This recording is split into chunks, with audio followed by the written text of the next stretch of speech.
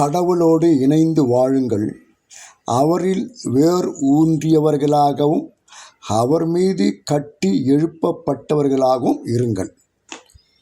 நம்பிக்கையில் உறுதியாக நில்லுங்கள். நன்றி மிக்கவர்களாக திகழுங்கள். மனித மரபுகளையும் உலகின் பஞ்ச பூதங்களையும் சார்ந்த போலி மெய்யையும் வீணான ஏமாற்றி பேச்சையும் குறித்து கவனமாய் இருங்கள். கிறிஸ்துவே உண்மை என்பதை உணருங்கள். ட்ரூத் என்றெல்லாம் திருத்தூதுவர் பவுல் கொலோசை நகர மக்களை கேட்டுக்கொண்டார். கொலோசியர் 2 அதிகாரம் 1 முதல் 7 வரை உள்ள வசனங்கள்.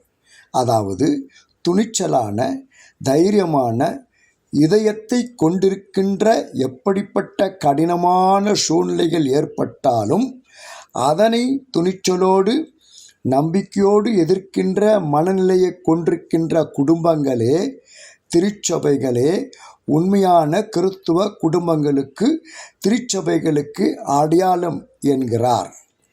இந்த மனநிலையே சிந்தனையை தூண்டும் வழி, தாட் ப்ரொவோக்கிங் வே என்கிறார் கிரேக்க வரலாற்று ஆசிரியர் ஒருவர்.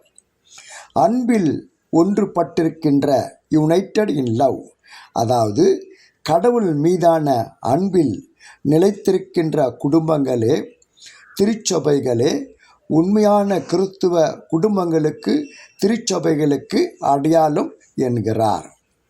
மேலும் தவறான போலியான போதனைகளுக்கு எதிர்த்து நிற்கின்ற குடும்பங்களும் திருச்சபைகளும் ஒழுக்கமான, ஒழுங்கை, வலுவான நிலைத்தன்மையை கொண்டிருக்கின்ற, நம்பிக்கையில் உறுதியாக இருக்கின்ற, எல்லாவித நன்மைகளுக்காக கடவுளுக்கு நன்றி செலுத்தி எப்போதும் துதித்தும் போற்றி கொண்டும் இருக்கின்ற குடும்பங்களே, திருச்சபைகளே உண்மையான கிறிஸ்துவ குடும்பங்கள், திருச்சபைகள் என்கிறார் திருத்தூதுவர் பவுல்.